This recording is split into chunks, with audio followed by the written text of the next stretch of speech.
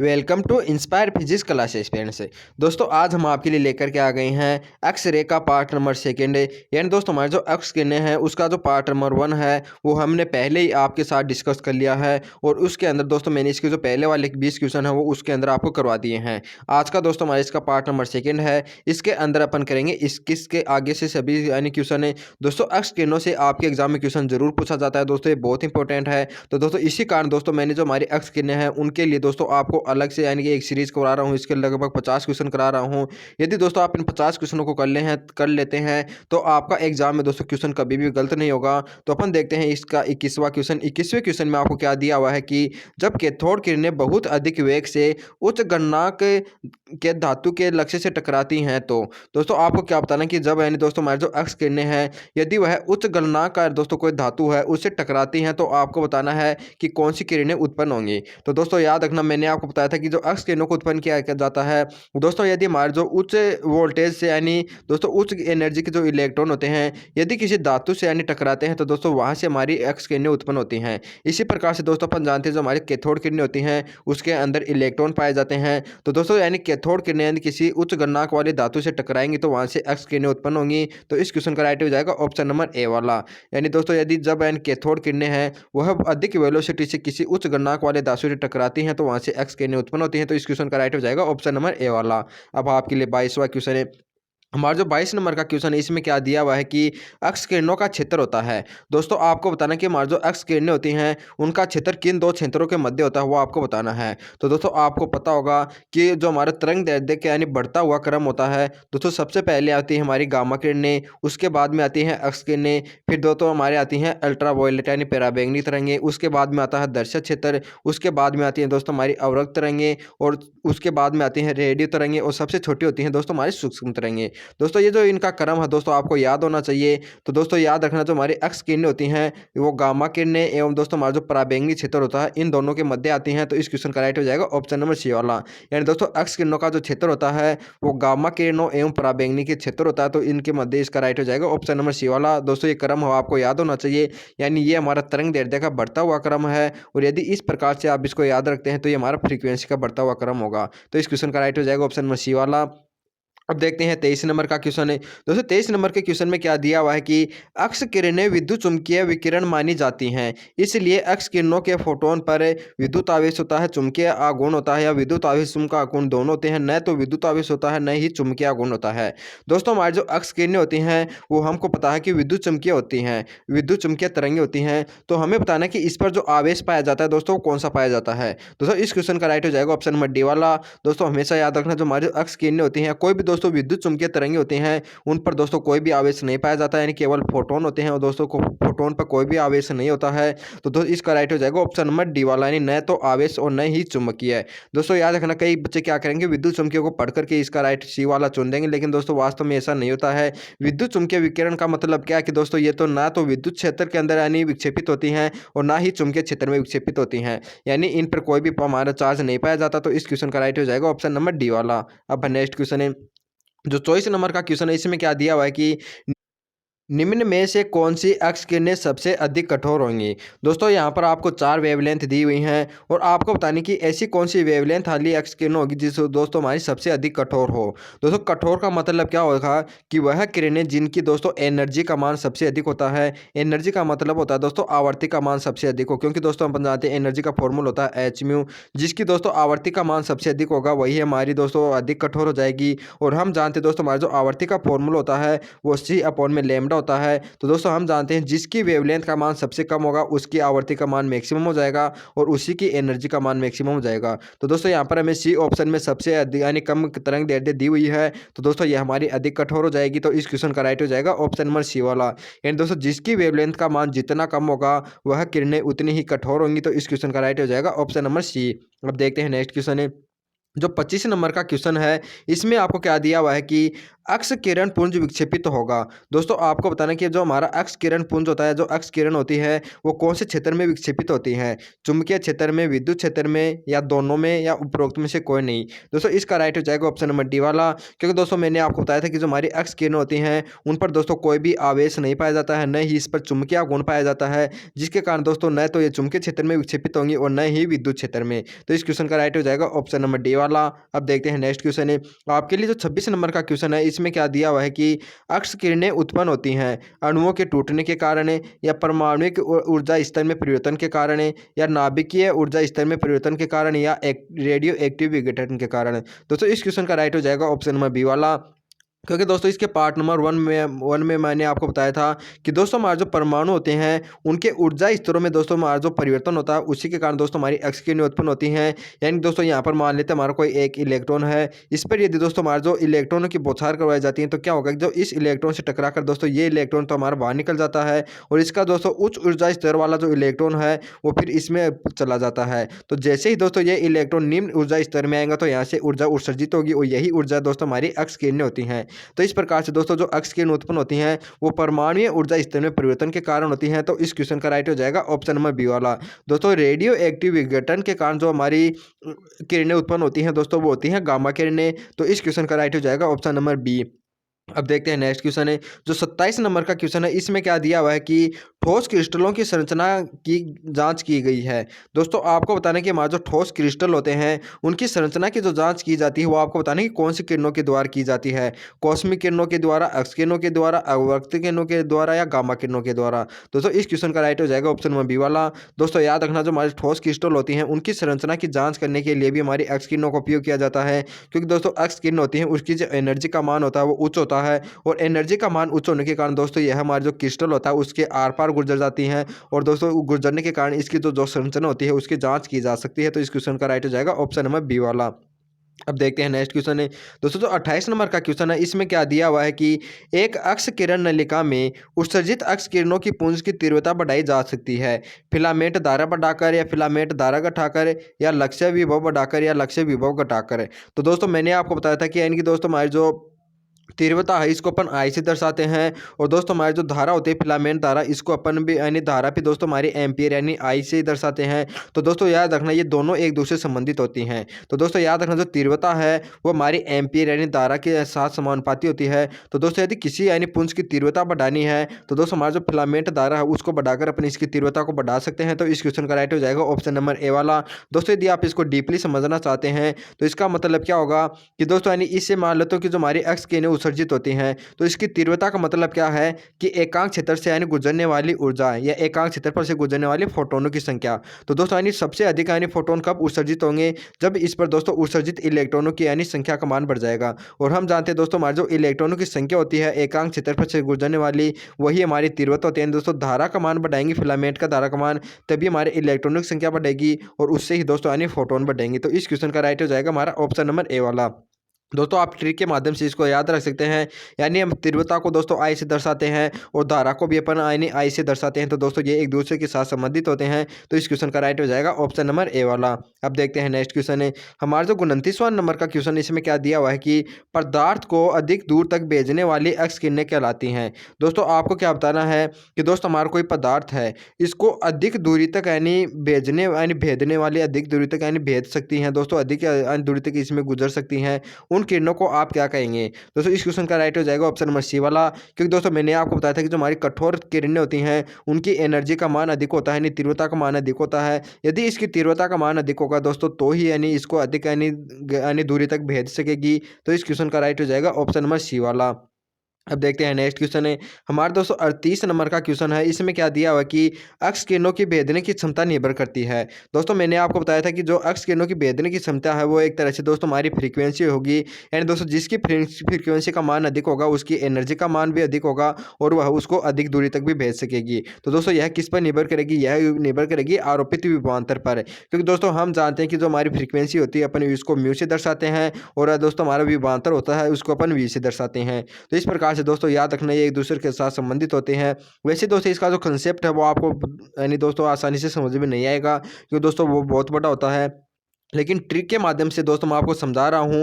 यार दोस्तों हमारी जो तीव्रता है उसको अपन आई से डोनेट करते हैं और धारा को भी दोस्तों अपन आई से दर्शाते हैं। तो ये एक दूसरे से संबंधित होती हैं। और दोस्तों फ्रीक्वेंसी को अपन म्यू से दर्शाते हैं और जो हमारा वोल्टेज होता है उसको अपन वी से दर्शाते हैं। तो दोस्तों ये एक दूसरे से संबंधित हो जाएंगे क्योंकि इनकी शक्ल समान है, इधर इनकी शक्ल समान है। तो दोस्तों हमारे जो अक्स किरणों की यदि क्षमता बढ़ानी है तो हमें फ्रीक्वेंसी का मान बढ़ाना होगा। और हम जानते हैं दोस्तों फ्रीक्वेंसी किस पर निर्भर करती है, आरोपित विभवांतर पर। तो इस क्वेश्चन का राइट हो जाएगा ऑप्शन नंबर बी वाला। अब नेक्स्ट क्वेश्चन है दोस्तों 31 नंबर का क्वेश्चन है। इसमें क्या दिया हुआ है कि कठोर अक्स किरणों के लिए तरंगदैर्ध्य उच्चतर होती हैं या तीव्रता उच्चतर होती है या आवर्ती उच्चतर होती है या फोटोन उच्च ऊर्जा निम्नतर होती है। तो दोस्तों मैंने आपको बताया था कि कठोर अक्स किरणें क्या होती हैं, जिनकी एनर्जी का मान उच्च होता है। तो एनर्जी का मान उच्च होने का मतलब क्या है कि इसकी फ्रीक्वेंसी का मान भी उच्च है। तो इस क्वेश्चन का राइट हो जाएगा ऑप्शन नंबर सी वाला। यानी दोस्तों जिन किरणों की जो आवृत्ति हमारी उच्चतर होगी वही हमारी दोस्तों जो किरणें होंगी वो कठोर अक्स किरणें कहलाएंगी। तो इस क्वेश्चन का राइट हो जाएगा ऑप्शन नंबर सी वाला। अब देखते हैं नेक्स्ट क्वेश्चन है दोस्तों 32 नंबर का क्वेश्चन है। इसके अंदर क्या दिया हुआ है कि मृदुल अक्स किरणों तथा कठोर अक्स किरणों में भिन्नता का कारण होता है। दोस्तों हमारी जो मृदुल अक्स किरणें होती हैं यानी कमजोर अक्स किरणें या कठोर अक्स किरणों का मतलब है उच्च एनर्जी वाली अक्स किरणें। दोस्तों उनके अंतर का कारण क्या होता है, उसके अंतर का कारण होता है आवर्ती। क्योंकि दोस्तों जिनकी फ्रीक्वेंसी का मान अधिक होता है वो हमारी कठोर किरणें, जिसकी फ्रीक्वेंसी का मान कम होता है वो हमारी मृदुल यानी किरणें हो जाएंगी। तो इस क्वेश्चन का राइट हो जाएगा ऑप्शन नंबर सी। अब देखते हैं नेक्स्ट क्वेश्चन है दोस्तों 33 नंबर के क्वेश्चन में क्या दिया हुआ है कि अक्स किरणों की तरंग दैर्ध्य होगी।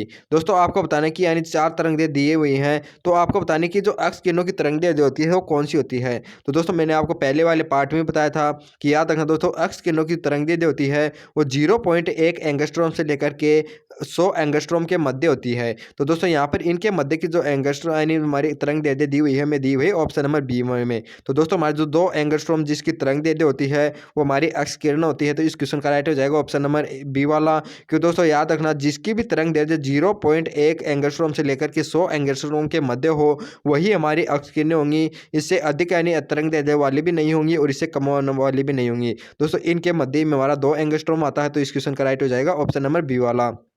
अब देखते हैं आपके लिए 34 का क्वेश्चन है दोस्तों 34वें क्वेश्चन में क्या दिया हुआ है कि एक्स किरणों एवं गामा किरणों के मध्य आवश्यक भिन्नता है। दोस्तों इस क्वेश्चन में क्या होता है कि एक तो हमारे दोस्तों एक्स किरणें होती हैं और दूसरी गामा किरणें होती हैं। इन दोनों के अंदर दोस्तों डिफरेंट होता है वो क्या होता है। तो दोस्तों पहले वाले पार्ट में मैंने आपको बताया था कि इनके अंदर दोस्तों डिफरेंट है वो इनकी उत्पन्न करने की जो विधि है उनके आधार पर किया जा सकता है। लेकिन दोस्तों यदि अपन आवर्ती या तरंग दैर्ध्य की बात करते हैं तो दोस्तों दोनों की आवर्ती हमारी उच्च होती है और तरंग दैर्ध्य भी दोनों की ही निम्न होती है। लेकिन दोस्तों थोड़ी बहुत यानी हमारी इसकी आवर्ती उच्च होती है गामा किरणों की। लेकिन दोस्तों इनके अंदर जो हम अंतर स्पर्श करते हैं वो दोस्तों इनको उत्पन्न करने की जो विधि होती है उनके द्वारा करते हैं। जो हमारी दोस्तों गामा किरणें होती हैं वो तो नाभिक के उत्सर्जन से होती हैं उत्पन्न होती हैं, बल्कि दोस्तों एक्स किरणें होती हैं वो परमाणु के बाहरी भाग से उत्सर्जित होती हैं। तो इस क्वेश्चन का राइट हो जाएगा ऑप्शन नंबर बी वाला। क्योंकि दोस्तों हमारे जो गामा किरणें होती हैं आपने पढ़ा होगा कि दोस्तों हमारा कोई भी नाभिक का जो विखंडन होता है या जो नाभिक के विकिरण होती हैं उसके अंदर गामा किरणें उत्सर्जित होती हैं। और दोस्तों किसी यानी धातु पर अपन इलेक्ट्रॉन की बौछार करते हैं तो इसके परमाणु से दोस्तों हमारी जो अक्स किरणें होती हैं वो उत्सर्जित होती हैं। तो इन दोनों में डिफरेंट किया जाता है इनको उत्पन्न करने की विधि के आधार पर। तो इस क्वेश्चन का राइट हो जाएगा ऑप्शन नंबर बी वाला। अब देखते हैं नेक्स्ट क्वेश्चन है दोस्तों 35 नंबर के क्वेश्चन में क्या दिया हुआ है कि निम्न में से किसकी भेदन क्षमता सर्वाधिक होती है। दोस्तों मैंने आपको बताया था कि जो अक्स किरणें और जो गामा किरणें होती हैं दोनों की ही तीव्रता दोस्तों हमारी उच्च होती है। लेकिन दोस्तों हमारी जो गामा किरणें होती हैं उनकी जो तीव्रता है वो अक्स किरणों से भी उच्च होती है। तो इसकी जो भेदन क्षमता होगी दोस्तों हमारी अधिक हो जाएगी। तो इस क्वेश्चन का राइट हो जाएगा ऑप्शन नंबर डी वाला। यानी गामा किरणों की दोस्तों भेदन क्षमता होती है वो हमारी सर्वाधिक होगी। अब देखते हैं नेक्स्ट क्वेश्चन है हमारा दोस्तों 36 नंबर का क्वेश्चन है। इसमें क्या दिया हुआ है कि यदि अक्स किरण नलिका में एनोड पर टकराने वाले इलेक्ट्रॉनों की संख्या में वृद्धि की जाती है तो अक्स किरण के किस गुण में वृद्धि होगी। दोस्तों आपको क्या दिया हुआ है कि कोई भी दोस्तों हमारा कोई धातु है उस कर्नाक वाला इस पर दोस्तों ये जो इलेक्ट्रॉन की बौछार की जा रही है उनकी संख्या को यदि बढ़ा दिया जाता है तो आपको बताना कि इससे दोस्तों हमारे जो अक्स किरणें उत्पन्न होंगी उसकी यानी कौन सी क्वांटिटी यानी कौन सी राशि के अंदर यानी परिवर्तन होगा। तो दोस्तों मैंने आपको बताया था कि यदि इलेक्ट्रॉनों की संख्या की बढ़ाई जा रही है तो इसका मतलब क्या है कि इससे अधिक फोटोन उत्सर्जित होंगे और एकांक क्षेत्रफल से निकलने वाले दोस्तों फोटोनों की संख्या है उसको अपन कहते हैं तीव्रता। यदि दोस्तों इलेक्ट्रॉनों की संख्या बढ़ाई गई है तो फोटोनों की संख्या बढ़ जाएगी इनकी इसका तीव्रता का मान बढ़ रहा है। यदि दोस्तों इलेक्ट्रॉनों की यानी एनर्जी का मान बढ़ाया जाता तो दोस्तों हमारी फोटोनों की भी यानी तीव्रता का मान बढ़ जाता, एनर्जी का मान बढ़ जाता, तो उस कंडीशन में हमारी चेंज होती आवर्ती। लेकिन दोस्तों यदि संख्या को बढ़ाया जा रहा है तो यहाँ पर हमारी तीव्रता चेंज होगी, तो इस क्वेश्चन का राइट हो जाएगा ऑप्शन नंबर डी वाला।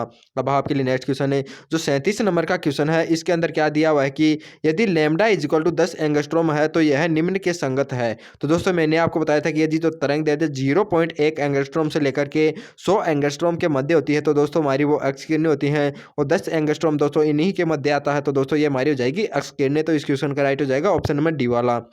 अब देखते हैं 38 नंबर का क्वेश्चन है।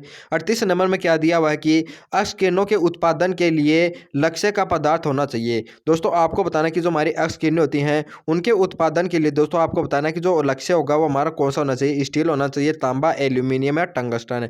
दोस्तों इसका राइट हो जाएगा ऑप्शन नंबर डी वाला, क्योंकि दोस्तों याद रखना जो एक्स किरणों का जो लक्ष्य है जिस पर दोस्तों इलेक्ट्रॉन की बौछार की जाती है उसका दोस्तों गलनांक भी उच्च होना चाहिए, और इसका जो परमाणु भार है दोस्तों वो भी उच्च होना चाहिए। यानी दोस्तों धातु के दोनों ही उच्च होते हैं, उन्हीं को दोस्तों एक्स किरणों के उत्पादन के लिए लक्ष्य के रूप में काम में लिया जाता है। तो दोस्तों हमारा जो टंगस्टन होता है याद रखना उसका जो गलनांक होता है वो सर्वाधिक होता है। तो इस क्वेश्चन का राइट हो जाएगा ऑप्शन नंबर डी वाला। अब देखते हैं नेक्स्ट क्वेश्चन है दोस्तों जो 39 नंबर का क्वेश्चन है, इसके अंदर क्या दिया हुआ है कि एक्स किरणों की तीव्रता निम्न की संख्या पर निर्भर करती है। दोस्तों आपको बताने की जो हमारी एक्स किरणों की जो तीव्रता है, तीव्रता का मतलब क्या है कि दोस्तों इंटेंसिटी, वो दोस्तों किस पर निर्भर करेगी, तो दोस्तों याद रखना उसका मान निर्भर करता है इलेक्ट्रॉनों की संख्या पर, क्योंकि दोस्तों यदि इलेक्ट्रॉनों की संख्या की मान यानी में वृद्धि होगी तो दोस्तों हमारी धारा का मान भी बढ़ जाएगा, और धारा का मान बढ़ेगा दोस्तों हमारी तीव्रता का मान भी बढ़ जाएगा। या अपन इस प्रकार से समझ सकते हैं कि यदि इलेक्ट्रॉनों की संख्या बढ़ेगी तो इससे अधिक इलेक्ट्रॉन की बौछार होगी, और अधिक इलेक्ट्रॉन इस पर यदि आपतित होंगे तो दोस्तों हमारे जो उत्सर्जित होने वाले फोटोन होंगे वो भी अधिक हो जाएंगे। तो इस प्रकार से दोस्तों जो तीव्रता है वो किस पर निर्भर करेगी, वो इलेक्ट्रॉनों की संख्या पर। तो इस क्वेश्चन का राइट हो जाएगा ऑप्शन नंबर ए वाला। अब देखते हैं 40 नंबर का क्वेश्चन है। 40 नंबर के क्वेश्चन में आपको क्या दिया हुआ है कि जब एक्स किरणें प्रबल समरूप चुंबकीय क्षेत्र से गुजरती हैं तो वे बिल्कुल भी विक्षेपित नहीं होती हैं, क्षेत्र की दिशा में विक्षेपित होती हैं, या क्षेत्र की दिशा में विक्षेपित होती हैं, विपरीत दिशा में, या क्षेत्र के लंबवत विक्षेपित होंगे। दोस्तों आपको क्या दिया हुआ कि जो हमारी एक्स किरणें हैं वो एक प्रबल चुंबकीय क्षेत्र में प्रवेश करवाई जा रही हैं, तो आपको बताना है। तो इस क्वेश्चन का राइट हो जाएगा ऑप्शन नंबर ए वाला, यानी दोस्तों यह विक्षेपित नहीं होंगी, क्योंकि दोस्तों मैंने आपको बताया था कि जो हमारी एक्स किरणें होती हैं ये विद्युत चुंबकीय तरंगें होती हैं, लेकिन दोस्तों इस पर जो फोटोन होते हैं उन पर कोई भी आवेश नहीं पाया जाता है। तो दोस्तों यदि आवेश नहीं पाए जाने के कारण इस पर चुंबकीय गुण भी नहीं होगा दोस्तों, यानी कि किसी भी दिशा में विक्षेपित नहीं होंगी, बल्कि दोस्तों यानी विक्षेपित ही नहीं होंगी। तो इस क्वेश्चन का राइट हो जाएगा ऑप्शन नंबर ए वाला। अब देखते हैं नेक्स्ट क्वेश्चन है दोस्तों 41 नंबर का क्वेश्चन है। इसमें क्या दिया हुआ है कि एक्स किरणें निम्न में न्यूनतम दूरी तय करेंगी। दोस्तों आपको बताना कि जो एक्स किरणें हैं यानी दोस्तों ऐसा कौन सा पदार्थ है जिस पर यदि इसको आपतित कराएंगे तो जिसके अंदर दोस्तों यह कम दूरी पर यानी तय करेंगे दोस्तों, यानी अधिक दूरी पर नहीं जाएंगी। तो दोस्तों इस क्वेश्चन का राइट हो जाएगा ऑप्शन नंबर बी वाला, क्योंकि दोस्तों हमारे जो जिसका दोस्तों हमारा जो परमाणु क्रमांक यानी दोस्तों यह मान सकते हैं जो अधिक यानी अधिक कठोर होगा उसके अंदर दोस्तों हमारा जो एक्स किरणें हैं वो न्यूनतम दूरी तय करेंगी। तो इस क्वेश्चन का राइट हो जाएगा ऑप्शन नंबर बी वाला, क्योंकि दोस्तों हमारा जो लोहा होता है वो दिए गए यानी इन तीनों चीज़ों में सबसे अधिक है। तो इस क्वेश्चन का राइट हो जाएगा ऑप्शन नंबर बी वाला, दोस्तों अधिक कठोर होता है, तो इसके अंदर जो एक्स किरणें होंगी वो न्यूनतम दूरी तय करेंगी। अब नेक्स्ट क्वेश्चन है जो 42 नंबर का क्वेश्चन है। इसमें क्या दिया हुआ है कि जब किसी धातु पर एक्स किरणें आपतित होती हैं तो वे इस पर बल लगाती हैं, इसे ऊर्जा स्थानांतरित करती हैं, या इस पर दाब स्थानांतरित करती हैं, उपरोक्त सभी। दोस्तों इस क्वेश्चन का राइट हो जाएगा ऑप्शन नंबर डी वाला। दोस्तों याद रखना जो एक्स किरणें होती हैं वो जिस भी सतह पर दोस्तों आपतित कराती हैं दोस्तों इस पर फोर्स भी लगाती हैं, और दोस्तों इसके अंदर ऊर्जा स्थानांतरित भी होता है, इनके दोस्तों यानी जो फोटोन होते हैं उनकी जो काइनेटिक एनर्जी है दोस्तों इसके अंदर चली जाती है या ऊष्मा उत्पन्न हो जाती है, और दोस्तों इस पर दाब भी उत्पन्न करती हैं। तो इस क्वेश्चन का राइट हो जाएगा ऑप्शन नंबर डी वाला। अब देखते हैं नेक्स्ट क्वेश्चन है 43 नंबर के क्वेश्चन में क्या दिया हुआ है कि यदि अक्ष किरण नलिका में वोल्टेज बढ़ा दी जाती है तो अक्ष किरणों की तीव्रता हो जाएगी। दोस्तों मैंने आपको बताया था कि यदि अपन वोल्टेज को बढ़ाते हैं दोस्तों हमारी इसकी तीव्रता का मान परिवर्तित होता है, यदि धारा के मान को बढ़ाते हैं तो दोस्तों हमारी जिसको इंटेंसिटी यानी तीव्रता है उसका मान चेंज होता है। यहाँ पर दोस्तों वोल्टेज को तो बढ़ाया गया है और तीव्रता के बारे में पूछा गया है। यदि दोस्तों वोल्टेज को यदि अपन बढ़ाएंगे तो दोस्तों तीव्रता पर कोई प्रभाव नहीं पड़ेगा, क्योंकि तीव्रता जो परिवर्तित होती है वो होती है धारा के कारण। तो इस क्वेश्चन का राइट हो जाएगा ऑप्शन नंबर बी वाला, यानी वोल्टेज बढ़ाने पर दोस्तों तीव्रता का जो मान हो जाएगा वो अपरिवर्तित रहेगा। यदि दोस्तों यहाँ पर आवर्ती का मान पूछता तो हमारा परिवर्तित हो सकता है, लेकिन लेकिन वोल्टेज यानी तो बढ़ाने पर तीव्रता का मान हमारा अपरिवर्तित रहेगा। तो इस क्वेश्चन का राइट हो जाएगा ऑप्शन नंबर बी वाला। अब 44 नंबर का क्वेश्चन है। 44वें क्वेश्चन में क्या दिया हुआ है कि प्रयोगशाला में एक्स किरणें उत्पादित की जाती हैं। दोस्तों आपको बताना कि जो हमारी प्रयोगशाला है उसके अंदर एक्स किरणें उत्पन्न की जाती हैं, वो आपको बताना किस प्रकार से करते हैं। विकिरण के द्वारा, परमाणु के विघटन के द्वारा, या भारी परमाणु पर उच्च ऊर्जा वाले इलेक्ट्रॉन की बमबारी के द्वारा। दोस्तों इस क्वेश्चन का राइट हो जाएगा ऑप्शन नंबर सी वाला। क्योंकि दोस्तों हम जानते हैं कि जो हमारी उच्च ऊर्जा यानी दोस्तों हमारा जो उच्च गलनांक वाले अब जो भारी धातु होती है उस पर यदि इलेक्ट्रॉन की बौछार की जाती है तो दोस्तों इससे जो हमारी एक्स किरणें होती हैं वो उत्पन्न होती हैं। तो इस क्वेश्चन का राइट हो जाएगा ऑप्शन नंबर डी वाला, ऑप्शन नंबर सी वाला। अब आपके लिए नेक्स्ट क्वेश्चन है जो 45 नंबर का क्वेश्चन है। इसके अंदर क्या दिया हुआ है कि कॉम्पटन प्रभाव दर्शाता है। दोस्तों आपको बताना कि हमारा जो कॉम्पटन प्रभाव है वो क्या दर्शाता है। एक्स किरणें तरंगे की, या एक्स किरणों में उच्च ऊर्जा है, या एक्स किरणें पदार्थों को भेज सकती हैं, या फोटोन में संवेग होता है। दोस्तों याद रखना जो हमारा कॉम्पटन प्रभाव होता है वो हमारे फोटोन से संबंधित होता है। वो क्या कहता है कि दोस्तों जो हमारे जो फोटोन होते हैं यदि वो इलेक्ट्रॉन से टकराते हैं तो वो क्या करते हैं दोस्तों, इसके अंदर संवेग होता है यानी कि काइनेटिक एनर्जी भी होती है। और दोस्तों टकराने के बाद वो अपनी एनर्जी दोस्तों इलेक्ट्रॉन को स्थानांतरित कर देता है। यही हमारा कॉम्पटन प्रभाव है। दोस्तों हमारा जो कॉम्पटन प्रभाव दर्शाता है वो हमारा क्या दर्शाता है कि फोटोन में संवेग होता है। तो इस क्वेश्चन का राइट हो जाएगा ऑप्शन नंबर डी वाला। अब देखते हैं नेक्स्ट क्वेश्चन है। दोस्तों 46 नंबर के क्वेश्चन में क्या दिया हुआ है कि निम्न में से कौन सी चादर के लिए एक्स किरणों का अवशोषण अधिकतम होगा। दोस्तों आपको क्या बताना कि आपके पास यानी दोस्तों चार यानी धातुओं दी हुई हैं, तो ऐसी यानी कौन सी धातु की दोस्तों चादर ली जाए जिसके द्वारा एक्स किरणों का अवशोषण सर्वाधिक हो। तो दोस्तों हमारा जो मोसले नियम है उसने क्या दिया था कि दोस्तों हमारे जो किसी भी पदार्थ के द्वारा दोस्तों जो हमारी उत्सर्जित की गई दोस्तों हमारी जो फ्रीक्वेंसी है वो इसका दोस्तों हमारा जो परमाणु क्रमांक है उसके स्क्वायर के समानुपाती होता है। तो दोस्तों हम जानते हैं दिए गए यानी धातुओं में दोस्तों हमारा जो लेड होता है इसका दोस्तों हमारा जो परमाणु क्रमांक है वो सर्वाधिक होता है यानी 82 होता है। बल्कि दोस्तों सोना होता है उसके लिए होता है हमारा 79 होता है। तो दोस्तों इस क्वेश्चन का राइट हो जाएगा ऑप्शन नंबर डी वाला। क्योंकि दोस्तों इसके लिए जो उत्सर्जित की गई जो फ्रीक्वेंसी का मान होगा वो सर्वाधिक होगा। यानी दोस्तों लेड के द्वारा क्या होता है कि दोस्तों यानी जो एक्स किरणों का अवशोषण होगा वो अधिकतम हो जाएगा, क्योंकि इसका जो परमाणु क्रमांक जेड है दोस्तों वो सर्वाधिक होता है। तो इस क्वेश्चन का राइट हो जाएगा ऑप्शन नंबर डी वाला। अब आपके लिए 47वां क्वेश्चन है।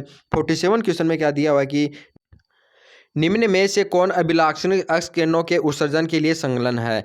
दोस्तों आपको यानी कि 4 उत्सर्जन दिए हुए हैं, तो आपको बताना है कि दोस्तों ऐसा कौन सा उत्सर्जन या अभिकरण है एक्स किरणों यानी अभिलाक्षणिक एक्स किरणों से संबंधित है। तो दोस्तों मैंने आपको बताया था कि जो हमारी तरंगी एक्स किरणें होती हैं दोस्तों 2 प्रकार की होती हैं। एक तो सतत यानी एक्स किरणें होती हैं, एक अभिलाक्षणिक एक्स किरणें। दोस्तों पहले पार्ट में बताया था कि दोस्तों हमारे जो इलेक्ट्रॉन होती हैं उसकी दोस्तों काइनेटिक एनर्जी शुरुआत में अधिक होती है, और यहाँ पर दोस्तों नाभिक के आकर्षण बल के कारण दोस्तों ये यहाँ पर गुजरने के कारण इसकी जो काइनेटिक एनर्जी का मान होता है वो कम होता है। तो इसकी एनर्जी में दोस्तों जितना परिवर्तन होता है उतनी ही एनर्जी के रूप में दोस्तों यहाँ पर एक्स किरणें उत्सर्जित होती हैं। तो दोस्तों ये तो हमारी सतत एक्स किरणें होती हैं। बल्कि दोस्तों हमारे जो यहाँ पर जो इलेक्ट्रॉन होते हैं वो किसी इलेक्ट्रॉन को यहाँ पर इससे निकाल देते हैं, और दोस्तों हमारा जो उच्च ऊर्जा स्तर वाला जो इलेक्ट्रॉन है वो इस इलेक्ट्रॉन के स्थान पर आ जाता है। तो इसके कारण दोस्तों हमारी जो किरणें उत्पन्न होती हैं वो होती है हमारी अभिलाक्षणिक किरणें। तो दोस्तों यहाँ पर यानी कि इसका मतलब क्या है कि दोस्तों ये हमारा नाभिक है, इसकी प्रथम कक्षा है या दूसरी कक्षा या तीसरी कक्षा, यानी ये KLM। तो दोस्तों यानी के अंदर दोस्तों हमारा जो इलेक्ट्रॉन का अधिकरण होता है यानी उच्च ऊर्जा स्तर से यदि निम्न ऊर्जा स्तर में दोस्तों इलेक्ट्रॉन आएंगे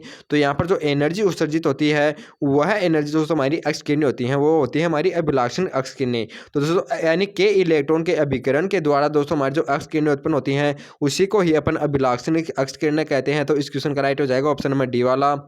अब है नेक्स्ट क्वेश्चन है। दोस्तों आज का जो अंतिम क्वेश्चन है इसमें क्या दिया हुआ है कि एक्स किरण प्रयोग में के अल्फा तथा के बीटा व्यक्त करते हैं। दोस्तों इसका मतलब क्या है कि दोस्तों हमारे जो एक्स किरणों का जो प्रयोग है उसके अंदर दोस्तों के अल्फा एवं के बीटा को जो व्यक्त करते हैं वो करते हैं हमारे अभिलाक्षणिक तरंग दैर्ध्य को। क्योंकि दोस्तों के अल्फा के बीटा का मतलब क्या है कि दोस्तों यदि एल से दोस्तों हमारा यानी के अंदर जो इलेक्ट्रॉन प्रवेश करता है तो उसको अपन के अल्फा बोलते हैं। यदि दोस्तों एम कक्षा यदि हमारा कोई इलेक्ट्रॉन के कक्षा में आ रहा है तो उसे अपन दोस्तों के बीटा बोलते हैं। यदि दोस्तों हमारा जो एल कक्षा है KLM यानी एन, यहाँ पर दोस्तों एन कक्षा यदि के में आता है तो उसको अपन के गामा बोलते हैं। तो इस प्रकार से दोस्तों हमारा के बीटा और जो के अल्फा है वो अभिलाक्षणिक तरंग दैर्ध्य को यानी प्रदर्शित करते हैं। तो इस क्वेश्चन का राइट हो जाएगा ऑप्शन नंबर सी वाला। इसी के ऑप्शन नंबर ए वाला। इसी के साथ दोस्तों हमारा जो एक्स किरणों के जो इंपॉर्टेंट क्वेश्चन है वो क्वेश्चन आप कंप्लीट होते हैं। दोस्तों ये सभी क्वेश्चन आपको कैसे लगे आप कमेंट करके जरूर बताइएगा। और दोस्तों ये जो क्वेश्चन है वो आपके एग्जाम की दृष्टि से बहुत इंपॉर्टेंट है। हर एक क्वेश्चन को आपको रट लेना है, क्योंकि दोस्तों एक्स किरणों से आपके एग्जाम में क्वेश्चन जरूर पूछा जाता है। तो देखते हैं दोस्तों हम आपको मिलते हैं नेक्स्ट क्वेश्चन में। नेक्स्ट वीडियो में ऐसे ही अच्छे अच्छे क्वेश्चनों के साथ। और दोस्तों हम कराएंगे अब आपको हमारे जो परमाणु एवं दोस्तों नाभिकीय विक्रिया हैं वो अगला चैप्टर, उसको मिलते हैं आपको नेक्स्ट वीडियो में। तब तक आप सभी को जय हिंद जय भारत।